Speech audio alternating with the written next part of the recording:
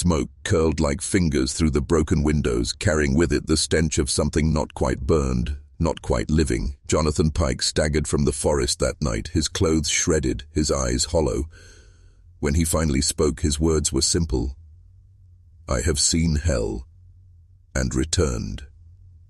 Jonathan Pike appeared on a rain-slicked road outside of Bangor, Maine, on the cold evening of November 14th, 1879.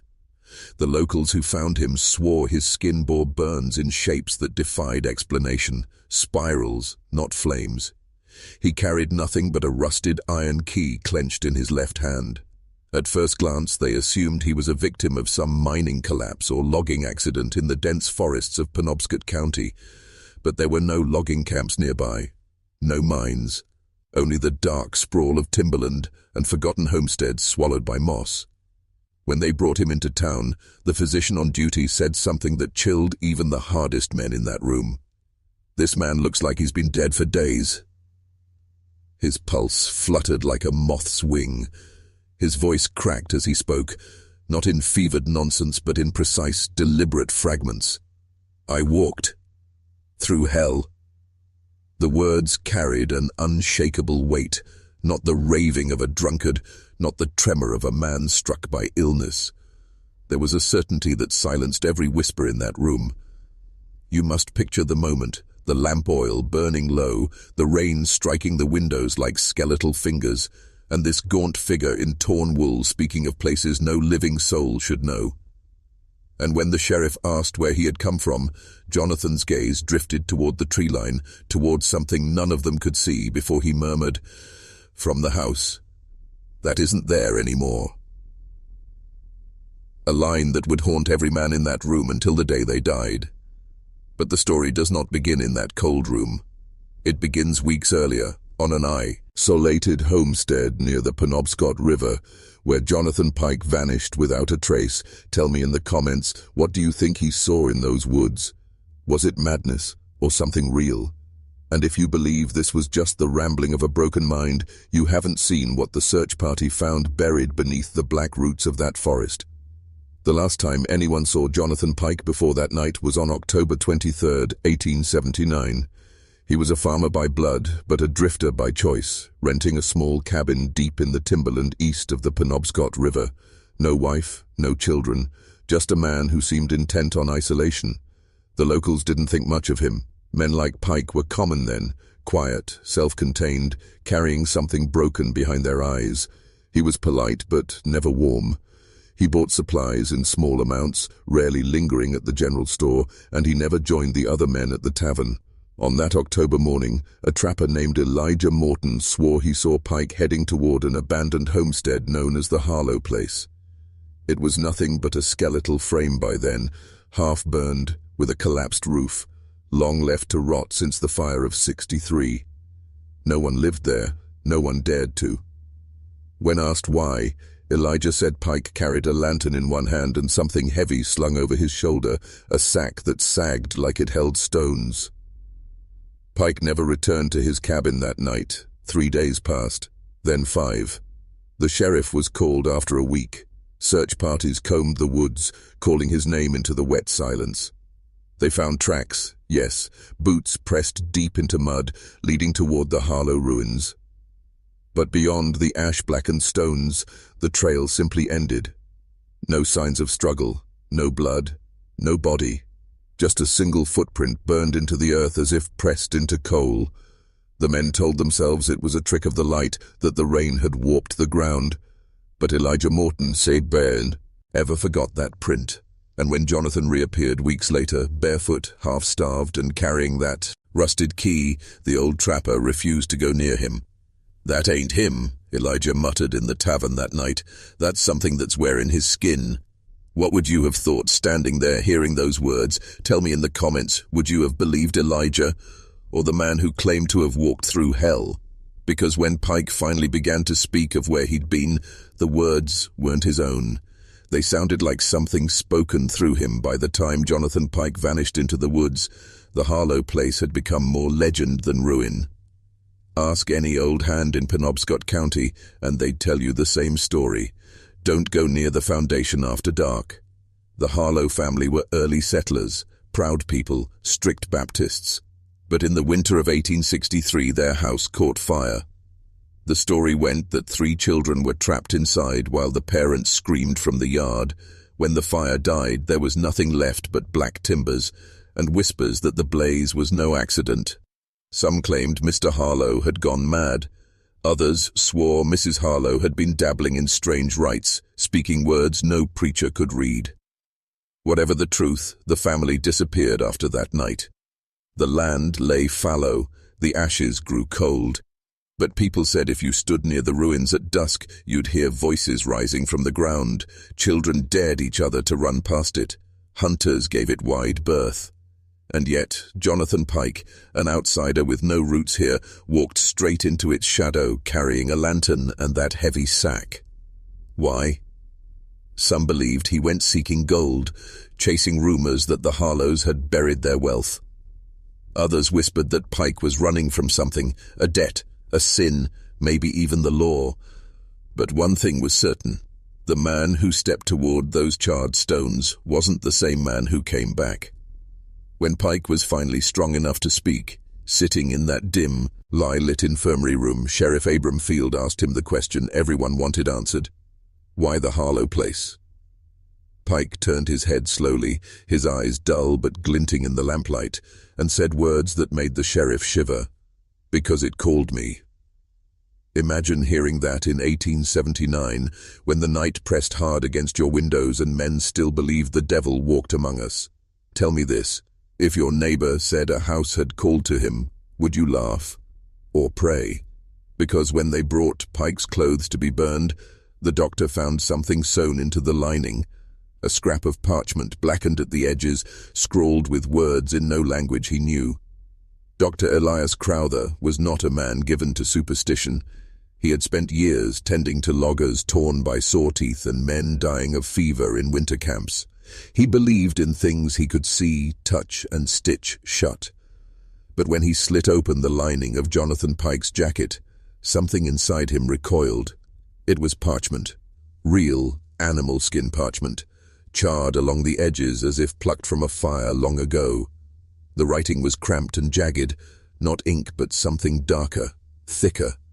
Elias swore it looked brown, like dried blood. He could make out the shapes of letters, yet no language he had ever seen, not English, not Latin, not French. When Pike saw the doctor holding that fragment, his body seized as if gripped by an unseen hand. His voice, ragged and hollow, rasped, "Don't speak them. Don't even look."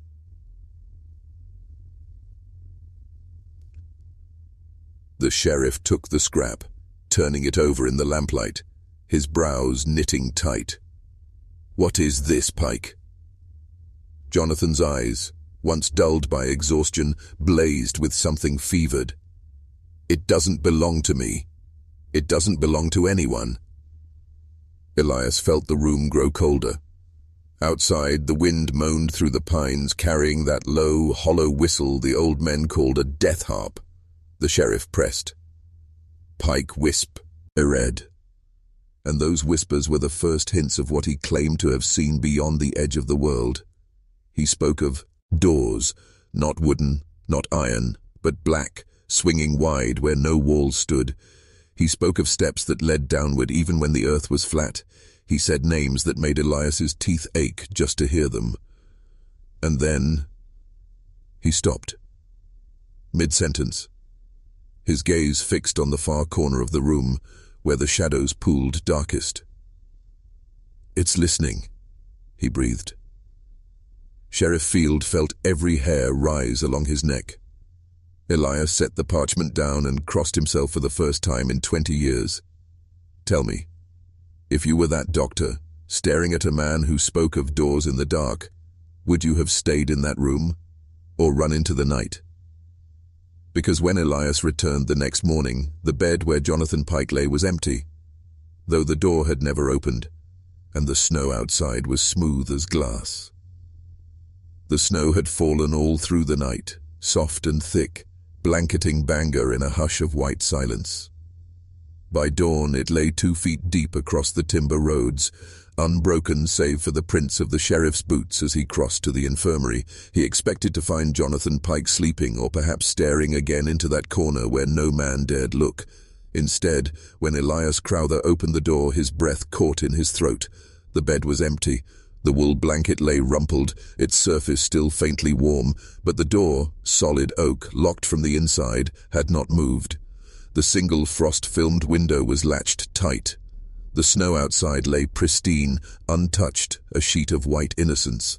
Sheriff Field cursed and checked the hinges. Elias pounded the walls, half expecting to find some hidden passage. There was nothing.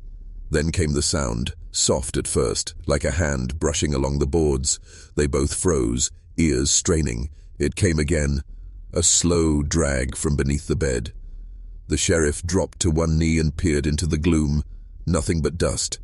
But something lingered there, an odor sharp and metallic, like iron left to rust in the rain. And then Elias saw it.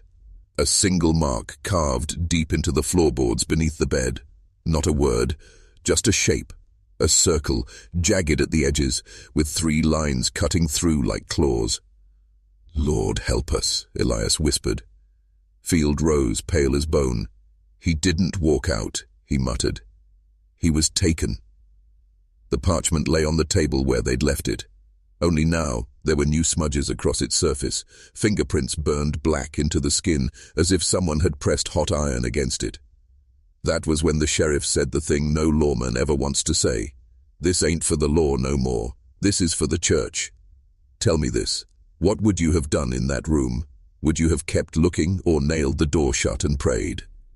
Because that same night, a farmer's boy swore he saw a lantern bobbing through the trees near the Harlow place, moving against the wind. They gathered 12 men at dawn, rifles slung across their shoulders, lanterns swinging as they pushed into the pines. The snow crunched underfoot, each step sinking them deeper into silence. The sheriff led them, jaw clenched tight. Beside him walked Reverend Markham, his black coat dusted white, a Bible clutched like a weapon. The others followed with axes and rope, not because they expected a fight, but because men carried what they knew when facing what they didn't. They reached the Harlow place by midday. The ruin stood half-buried in snow, its blackened beams jutting like ribs from a grave. The air there was different, still but heavy, pressing against their lungs like damp wool. Elijah Morton spat into the snow. "Told you this was folly." The sheriff ignored him. He knelt by the foundation stones, brushing snow aside. There, half hidden, was the lantern Pike had carried weeks ago. Its glass was cracked, its handle twisted like something had gripped it hard, and, near the lantern, another mark. The same jagged circle Elias had seen carved beneath the infirmary bed. Only this one was larger, gouged deep into the stone itself. "Read your prayers," Field muttered.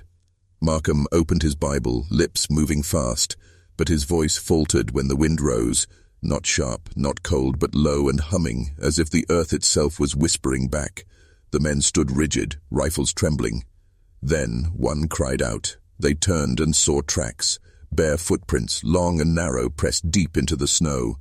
They led away from the ruin, weaving through the trees, then splitting in 2, then 3. "How?" Elijah rasped. "There's only one man." But the sheriff couldn't answer. "Tell me, what would you have done? Followed those prints, knowing they split like a serpent's tongue, or turned back while you still could? Because when they followed, the tracks didn't lead to a man. They led to something no man had ever left behind. The footprints twisted through the timber like veins, splitting and rejoining, until the men were dizzy with their pattern. The pines leaned close overhead, their black needles whispering against the sky. Then came the stench, rank and sour, like a slaughterhouse left to rot. The first thing they saw was the hair, long black strands tangled in the snow. Not cut hair, torn out by the roots. Then the prints ended, abruptly.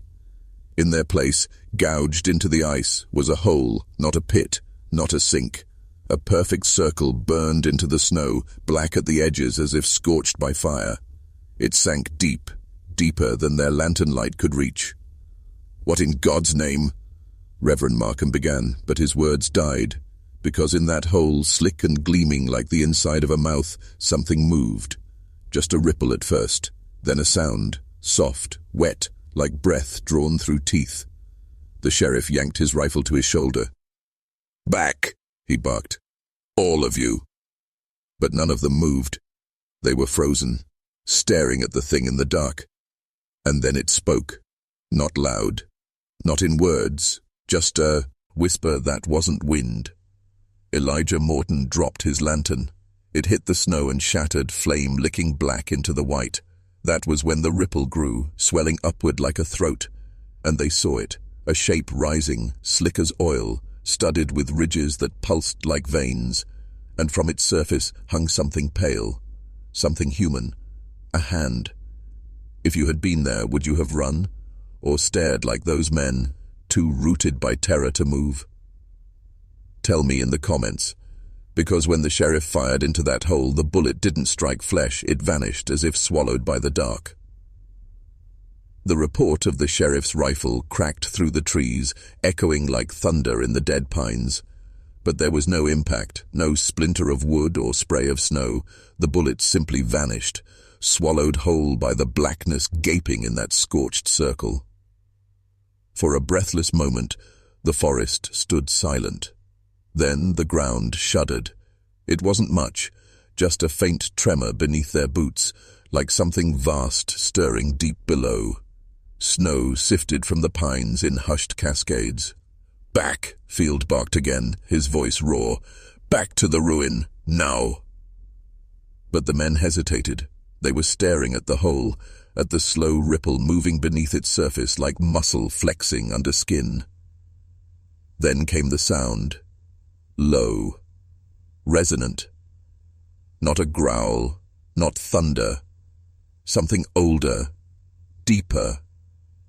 As if the earth itself was moaning through a mouth that had never known light. Reverend Markham fell to his knees, praying in a voice high and cracked. Elijah Morton turned and bolted, crashing through the snow. The others followed, rifles clutched tight, boots pounding the white silence. The sheriff was last to turn. For a moment longer, he stared into that hole, into the black where something waited and watched. Then he spat into the snow and muttered the words that would outlive him. "Hell ain't under the ground. Hell's right here." They fled through the pines like hunted animals, lanterns swinging wild, breath ripping from their throats. But even as they ran, they heard it, the whisper chasing them, threading through the trees like smoke. It wasn't English, it wasn't anything they knew, but it spoke their names. By the time they reached the Harlow ruins, one man was missing, and in his place the snow bore only that same jagged circle, burned deep into the white. They never found Lem Turner's body. The search parties combed the woods for 2 days, scouring every hollow and ridge, calling his name until their voices broke. But there was nothing. No blood, no prints, no sign of struggle.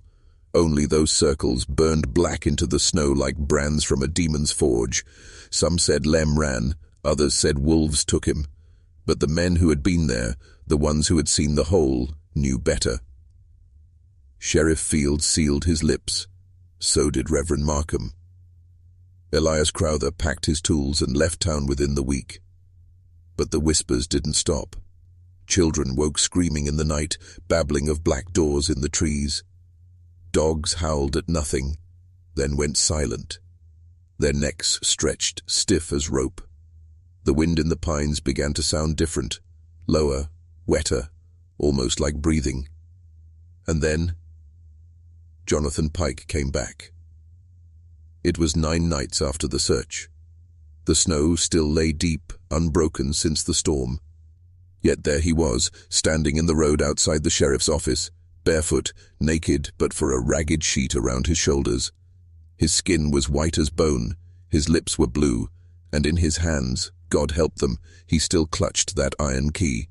But it wasn't rusted anymore. It shone like new-forged steel, black and slick as oil, dripping something dark that steamed against the snow. When they brought him inside, he didn't speak, not at first, he only smiled. Slow, wide, too wide. "Where is Lem?" Field demanded. Pike blinked. His lips trembled, and then he said in a voice not his own, "Lem opened the door." And when he spoke again, it wasn't English. It was that same whisper they'd heard in the trees. They tied him to the bed this time, ropes thick as a logger's wrist, knotted to the iron frame. Reverend Markham sprinkled holy water until the boards were slick. Sheriff Field stood watch with his rifle, though deep down he knew a bullet wouldn't stop whatever sat grinning in Jonathan Pike's skin. When Pike finally opened his mouth, the sound that came out made Elias gag. Not words, not at first. Just a wet, clicking hum like teeth grinding in a throat too deep for a man to hold. Then it shifted. Slow, slurred, until the syllables crawled into shape. "You dug where you should not dig." The voice wasn't Jonathan's. It was low, resonant, dragging like chains across stone. Field's jaw clenched. "What are you?" The smile stretched wider. Too wide. The corners of his lips split, weeping thin lines of blood. "We are the first and the last. We are the hollow between the roots." Elias stumbled back, clutching his crucifix. Markham pressed his Bible to his chest and began to shout scripture, the words tumbling over his tongue in panic. Jonathan, no, the thing wearing him, laughed, a sound thick and bubbling like water boiling in pitch. Then it said something else, something none of them understood, yet felt deep in their bones. The lamps flickered, the ropes groaned, and when Elias looked down, he saw the boards beneath the bed darkening, wet with something seeping up from the earth. "Tell me this, what would you have done? Stayed to hear what came next, or run until the trees swallowed you whole?" Because when the floor split and the black seeped upward, they realized the Harlow place hadn't burned away. It had only moved deeper, waiting for someone to open the door. After what happened in that infirmary room, Bangor changed overnight. The sheriff ordered every family indoors by dusk. Men boarded their windows and nailed iron horseshoes above their doors, muttering prayers older than the church. Even the tavern, which hadn't closed its doors in 20 years, went dark. But whispers travel fast in small towns, and what happened that night, the ropes snapping like gut strings, the floorboards bleeding black, the sound of something laughing where no mouth should be, couldn't stay secret for long. They said Pike was gone again. Gone without a trace. Field wouldn't speak of it, neither would Elias or Markham. But folks saw the sheriff ride hard into the pines with 5 men and come back with only 3, the 2 missing, never seen again. That's when the fear took root. Children woke screaming of shadows crawling up their walls. Dogs refused to go near the tree line, and the wind, it didn't howl anymore. It whispered. Elijah Morton started sleeping with his rifle across his chest. His wife claimed she heard him talking in his sleep, words she couldn't understand, words that sounded wet and wrong. And then, on the 7th night after Pike vanished, the bell in the old church tower began to ring. No hand touched it. No wind stirred it, but it swung wide, bronze mouth gaping, tolling slow and hollow across the snow. The people poured from their houses in terror, staring at the tower as the bell tolled again, and then stopped, mid-swing. And from the tree line, they saw it. A lantern bobbing through the dark, swaying side to side in a rhythm too slow for any man's gait. If you lived there, tell me, would you have run into the church and prayed? Or taken your family and fled into the snow? Because when they followed that light, they found the first body, half buried in the ice, with its mouth carved into a smile. His name was Isaac Vance, a trapper barely 23, strong as an ox and feared by wolves. But the thing that killed him wasn't a beast of the forest. They found him sprawled on his back at the edge of the frozen creek, eyes wide, lips stretched into a grin that split his cheeks like a butcher's cut. There was no blood on the snow, just a ring of black burned around his body, eating into the ice like acid. Sheriff Field stood over him, jaw locked, fists trembling. Reverend Markham clutched his Bible so tight his knuckles bled. "What did this?" one of the men whispered. Field didn't answer, because the truth sat in his gut like lead. The mark in the ice was the same jagged circle carved beneath Pike's bed, the same one gouged into the stones at the Harlow place. Elias examined the body.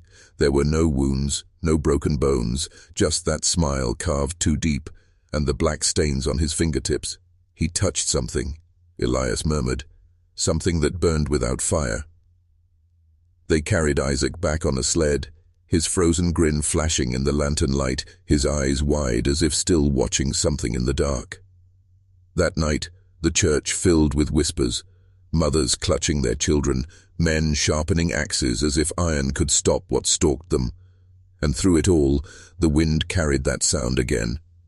Not howling, not moaning, just speaking. Words no man could know, threading through the pines like silk. Tell me this. Would you have stayed another night in Bangor? Or packed your wagon and vanished before the snow melted red? Because when they laid Isaac in the ground, the key was missing from the sheriff's lockbox, and there was only one man who could have taken it. Sheriff Fields swore he'd locked that box himself, a heavy iron chest bolted to the floor in his office, sealed with 2 locks. But when he opened it the morning after Isaac's burial, the inside was empty. The key, Jonathan Pike's key, was gone. Fields slammed the lid so hard it split. He tore through the office, demanding answers from men who swore on their mothers' graves they'd seen no one enter. The door had been barred, the windows shuttered, and yet the key was gone. Elias was the first to say what no one wanted to hear. It didn't walk out. The sheriff stared at him, veins standing like cords in his neck. Then where in God's name is it? Elias didn't answer. He only looked toward the pines. That was when they heard the bell again, slow, hollow, swinging in the frozen wind. They ran to the church, boots striking sparks on the ice. The door stood wide. Inside, the pews were empty, the altar bare, and at the foot of the pulpit lay Reverend Markham's Bible, its pages shredded, its leather binding blackened as if licked by fire. Beside it, carved into the floorboards, was the jagged circle, and in the center of that circle sat the key. But it wasn't black anymore. It shone like molten glass, its edges bleeding light, and around it the boards hissed as if burning. Elias stepped forward. Field caught his arm. "Don't." But the doctor's eyes were fixed on that key. His lips moved, soundless, forming words no one could hear. "Elias," the sheriff snapped. "What are you saying?"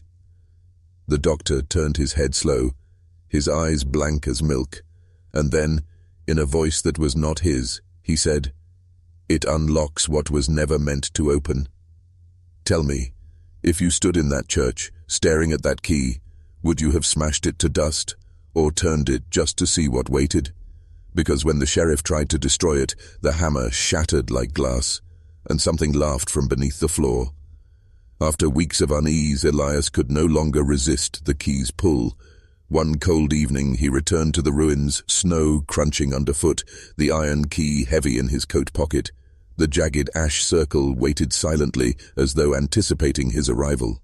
He knelt, placing the key into the small, hidden lock embedded in the foundations. It fit perfectly. The metal groaned as he turned it, a sound that echoed unnaturally, vibrating through the frozen air. Immediately the earth beneath the ruins shivered. Ash swirled into a black whirlwind, rising in columns like smoke from a hellish furnace. A whisper followed, low and guttural, calling names he did not know. The shadows of the house stretched and warped, forming corridors where there had been none. Floorboards cracked and groaned, and the walls seemed to pulse like living tissue. Elias froze, but the key burned in his hand, urging him forward. He could see faint shapes moving beyond the ash, the lost children, pale and motionless, pressed against the walls of this newly formed hall. From somewhere deep within the ruins a voice emerged, unmistakable, Jonathan Pike. Not the boy who had vanished years ago, but a twisted figure of sinew and shadow, his grin impossibly wide. "You've opened the way," it hissed. "The path begins, and there is no turning back." Elias stumbled back, almost dropping the key. The whispering grew louder, forming a chorus of names, innocent, lost, pleading. It seemed to seep into his very bones. But something else stirred. The wind, the snow, the frozen air around the estate. It responded to the key, bending, shifting, drawing Elias into the hall of shadows. He knew, with a gut-level certainty, that the key did not merely open a lock, it opened a threshold, a boundary between the living world and a place the dead, and perhaps the damned, inhabited. Elias took a deep breath, stepping closer to the swirling darkness. The key pulsed like a heartbeat, and the shadows began to whisper a single unmistakable command. Enter. When Elias blinked, the ruins had transformed. Where charred foundations once lay, a house stood whole, looming untouched by fire or time. Its windows reflected nothing of the outside world, black and glossy as a mirror. Snow drifted harmlessly around it. Not a single ember remained from the previous conflagration. The townspeople, summoned by distant cries and whispered rumors, arrived and could not believe their eyes. The estate had reformed itself. Doors opened and closed without wind. A faint light glimmered from within, warm yet taint, as though welcoming and warning at the same time. Some who dared approach felt their limbs stiffen, hearts hammering, breath freezing in place. Elias hesitated at the threshold. He sensed the air inside alive, responsive, hungry. The iron key felt impossibly heavy now, almost burning through his pocket. From the windows came a murmur, children's voices whispering together, harmonizing into a single word. Jonathan. Step by step, Elias approached. He could feel the house's presence pressing against him, aware of his every movement. The shadows in the snow began to shift, forming faint human shapes, faces twisted in silent screams, reaching toward him. No man had built this house, no carpenter, no mason, no hands of the living could have forged its walls.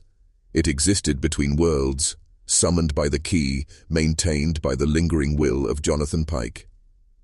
Elias realized then, the key had not merely opened a door in the ruins, it had restored the house itself, created a threshold, a living trap designed to ensnare anyone curious, or foolish, enough to follow.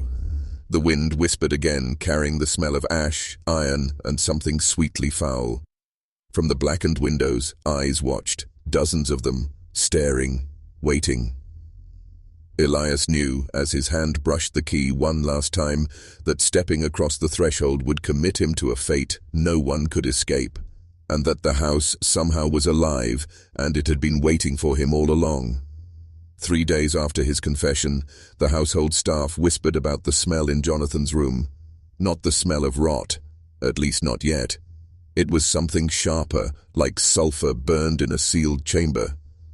His sheets were damp, his skin clammy, and yet he demanded the fire remain blazing through the summer night. When asked why, his voice cracked like old timber. If the flames die, so do I. He stopped eating. His breath came in shudders. The doctor recommended leeches. Jonathan laughed, a hollow, brittle laugh that made the doctor leave the room pale as linen. Nay, Bors began to notice the shadows in his window. They swore the silhouette wasn't alone. Sometimes, as the curtains shifted, a second figure lingered behind him, taller, impossibly thin, head bowed as if whispering into Jonathan's ear. One maid swore she saw the same figure in the hall mirror, but when she turned, nothing was there. She quit that night, muttering a prayer as she walked into the rain. Jonathan, now bedridden, refused prayers. He tore the crucifix from the wall, claiming its presence aggravated the thing. When the pastor visited, Jonathan screamed, a feral sound, not human at all, before collapsing into silence. His last coherent words to the pastor were chilling. It told me your prayers can't reach where I've been. That night the fire in his room roared unnaturally high, and neighbors claimed they heard 2 voices arguing in the dead of night, not shouting, something worse, a low, hissing negotiation that made even the dogs refuse to howl. By dawn the flames had gone out on their own. Jonathan's bed was empty. The sheets were wet with blackened soot, and the smell of sulfur lingered like a curse. They searched the fields. They dredged the river. They never found him. But the pastor, trembling, left a single note in his journal. I saw the print of a bare foot in the ash, larger than a man's. 17 years passed. The estate changed hands twice.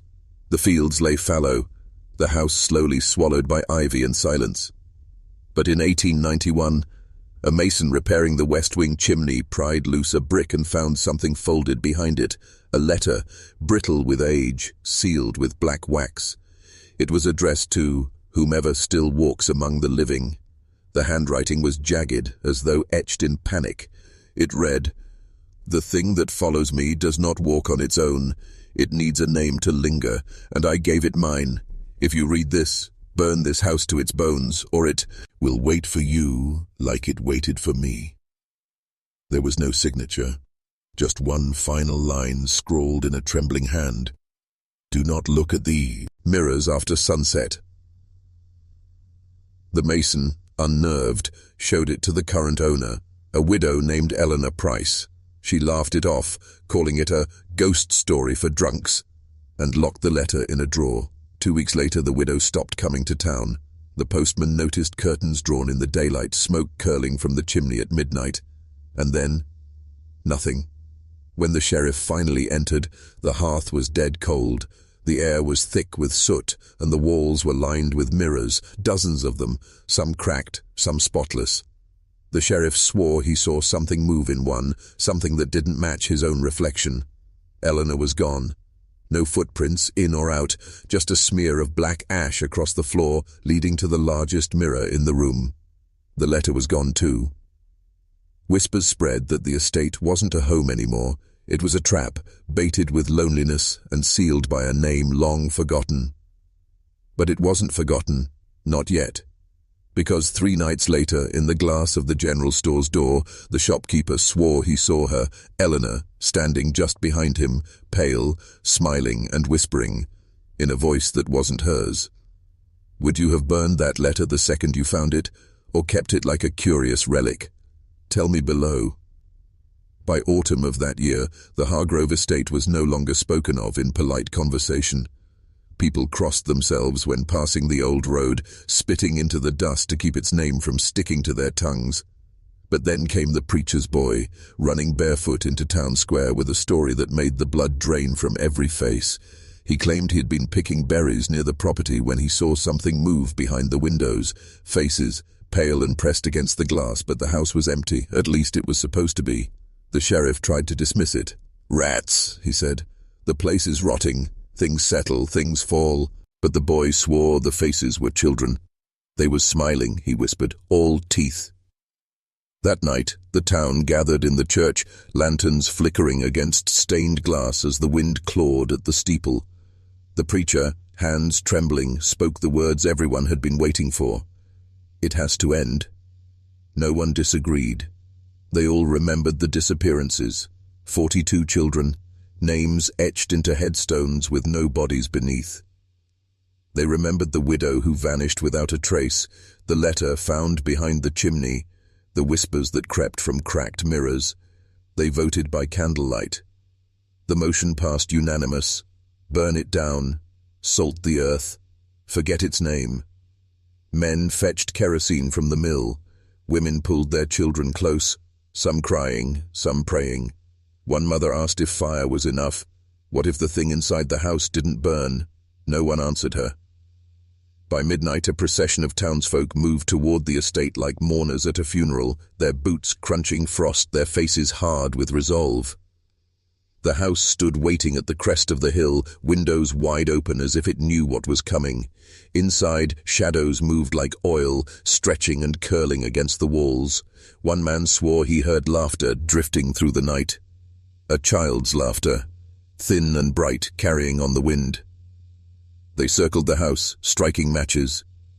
Flames took the porch first, then the walls, roaring like a living thing as they licked the sky. The air stank of old timber and something else, something sweet, like burning hair. But as the fire climbed higher, someone screamed, not from inside, from the crowd. Because in the glow of the flames in the upper windows, faces appeared again, dozens of them, small, pale faces, watching silently as their home turned to ash. If you were there that night, would you have stayed to watch, or run and never look back? The fire burned for hours, swallowing every timber, every wall, every shuttered window. Flames clawed at the sky, a red tongue, licking the clouds as if the world itself were screaming. Smoke rolled over the hills, carrying the scent of scorched wood and something far fouler, something metallic and sweet, like burnt iron.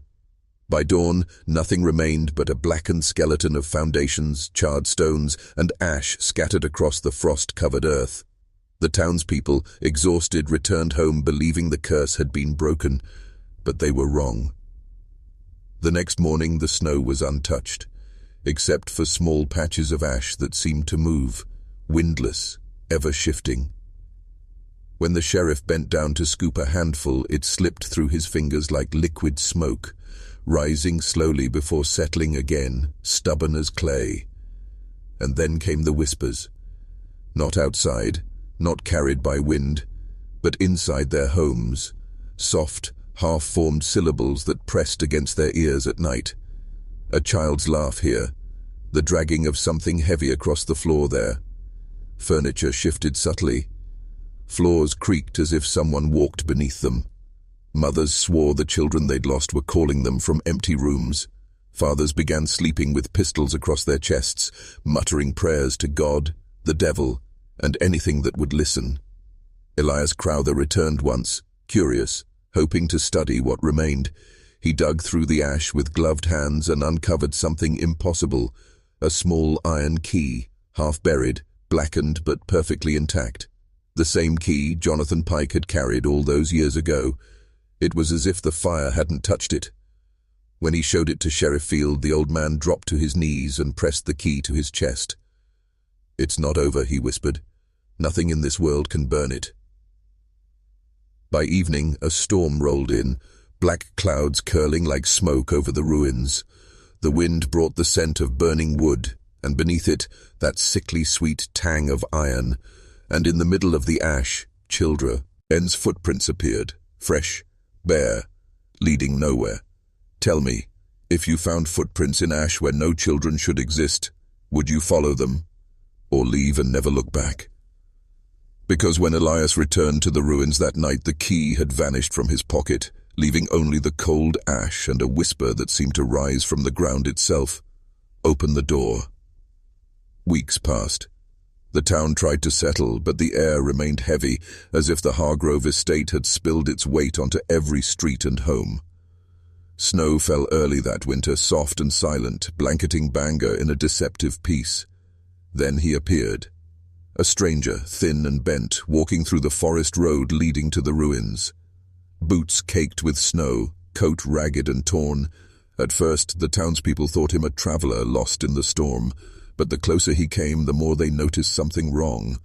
His eyes were hollow, black as coal, his hair clung to his scalp in wet streaks, and his hands were unnaturally long, fingers splayed like claws. When he spoke, his voice was a rasp, scraping against the wind. "Where is the key?" Children playing in the square froze, dogs whimpered, even the town clock seemed to tick slower. The sheriff stepped forward, rifle in hand. "Who are you?" The man tilted his head. "I am what remains of Jonathan Pike." Gasps ran through the crowd. Old men shook their heads. Elias Crowther, now visiting from the city, staggered back. He had studied Pike, observed him, even touched the key. Yet the man before them was different, not human, yet not entirely gone. The stranger turned his gaze to the forest, to the ash, and whispered again, "The door waits, the children wait, you cannot stop what has begun." Then he vanished. Not into the trees, not into the snow, but into the air itself, as though swallowed by a shadow. Whispers followed for days.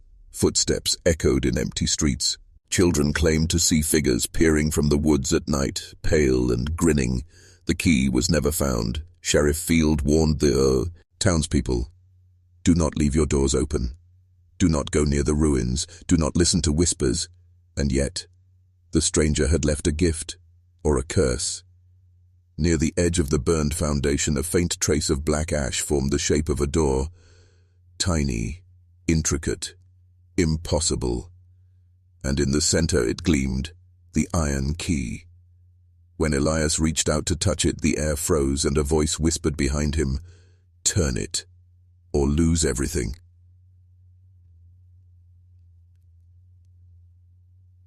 The ash in the forest shifted as though stirred by some unseen hand.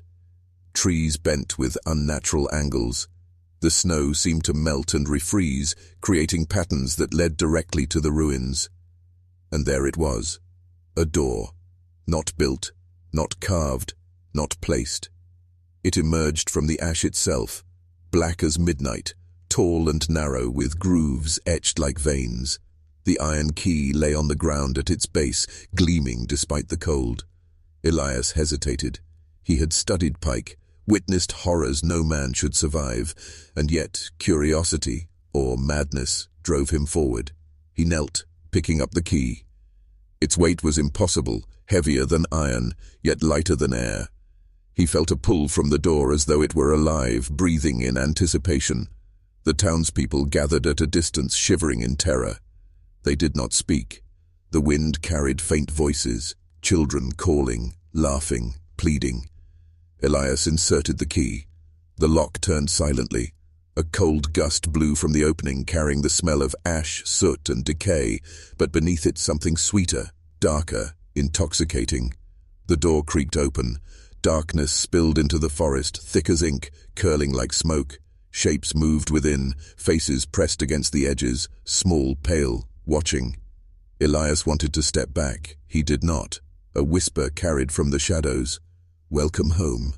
Because as he peered inside, he realized the door was not a door. It was a passage, and whatever was waiting beyond had been expecting him. Eli took a single step. The snow and ash fell away beneath him. The air inside was warmer than outside, yet thick, suffocating, alive. Inside the walls pulsed, black and slick, like the inside of a creature. Shadows writhed independently of the light. He could hear whispers, countless voices, overlapping, speaking names of the lost, the vanished, the children who had disappeared over decades. Then he saw it. A small figure, pale, thin, its eyes glowing faintly, extended a hand.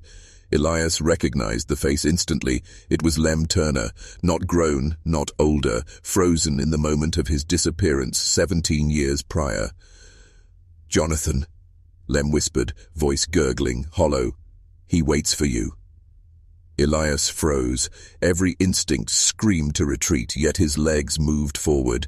Each step echoed like thunder in the black hall, revealing more shapes. Dozens of children, dozens of shadows, all staring silently, all reaching, all watching. The key burned in his hand, pulsing like a heart. The whispers grew louder, forming a coherent thought. "The first to enter shall open the path. All who follow are bound." Sweat ran down Elias' face. He realized this was not a room, not a building. It was a threshold, a living boundary between the world and whatever waited beyond. And then he saw a figure moving at the end of the hall, tall, thin, impossibly elongated. Jonathan Pike. Or what had become of him? His face split into a grin that stretched unnaturally, teeth glinting like bone. "Welcome," it said, voice wet, echoing through every shadow, "to where the lost dwell." Elias wanted to step back, but when he tried, the floor shifted, the shadows surged forward, and the door closed behind him. Elias stumbled forward into the black hall, the key burning in his palm. Shadows clung to the walls, shifting like living smoke. Every step echoed endlessly, though the space stretched far beyond comprehension. The children were there, dozens of them hovering, pale and silent. Some pressed faces to the walls, eyes wide, others floated inches above the ground, limbs dangling unnaturally. None blinked, none spoke. And then he saw them, the original victims, faces frozen in the terror of their final moments. Lem Turner, Isaac Vance and others, pale and unchanging, their eyes locked on him as though pleading for a mercy they could not have. A whisper circled him. "Jonathan waits. Jonathan always waits." At the end of the hall, the figure of Pike, or what he had become, stood. His body elongated, limbs twisting unnaturally, his grin stretched impossibly wide. "You found the key," it hissed, voice wet and rasping. "Now you open the path." Elias felt the weight of the key grow unbearably heavy. The shadows surged forward, pressing, murmuring, clawing at him. Every instinct screamed to flee, but there was no escape. The hall shifted, stretching and bending, trapping him further. The children reached toward him, pale fingers brushing his arms. Each touch burned like ice. Their eyes begged for release, for salvation, but Elias knew none would come. He realized then, this hall was not merely a room. It was a prison. A place where the lost lingered between life and death, tethered to the key, tethered to Jonathan Pike. The whispering grew louder, forming a chorus that filled the hall. Turn the key, or remain forever. Elias raised the key, trembling, understanding the choice. He could unlock the final passage, or be trapped alongside the lost for eternity. Hands shaking, Elias inserted the key into a massive unseen lock that appeared in the wall, a lock formed entirely of shadow and ash. The whispers became a roar. The children writhed, pressing closer, silent mouths mouthing silent cries. The key turned with a screeching sound that pierced the hall like glass. Shadows twisted violently. The figure of Pike lunged, a spindly arm reaching, his grin wide enough to split reality itself. A doorway of blinding black light opened and bit ahead. Elias could see movement beyond it, figures walking, lost souls wandering a landscape that should not exist. The children pressed closer, stretching their fingers toward him as though pleading for freedom, for mercy, for someone to guide them. The whispers became voices, shouting in unison, "Do it! Set us free! Or join us!"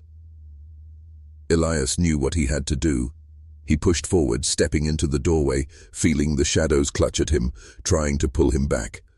Pike shrieked, a sound that would haunt Elias forever, as the light swallowed him and the key and the hall behind him collapsed into darkness. Everything went silent. Elias emerged in the snow outside the Hargrove ruins. The estate was gone, reduced to ash. The wind was still, and the sun glinted on untouched frost. He looked at his hands, no key, no shadow, no trace of what had pulled him into the hall. The town was quiet. For the first time in decades, Bangor felt free from the estate's lingering curse. But Elias knew it was not over. Somewhere in the remnants of the Shadow Realm, Jonathan Pike waited, patient, grinning. The children were gone, or perhaps released. He couldn't know. The whispers had vanished, the ash no longer moved, yet the memory, the weight of that hall would never leave him. He walked through the town streets. Doors were unlocked, fires burned in hearths. Life continued as if nothing had happened. But Elias never forgot the key, the hall, or the faces of the lost children. And sometimes in the dead of night, he swore he could hear them again, soft footsteps, whispering names, calling him back. If you had the key, would you have turned it, knowing what waited beyond? Or would you have left it, letting the hall remain closed forever? Tell me in the comments. The Hargrove estate is gone. The children may be free. But the memory of Jonathan Pike and the hall he haunted remains. A darkness that lingers at the edge of snow, shadows, and every locked door.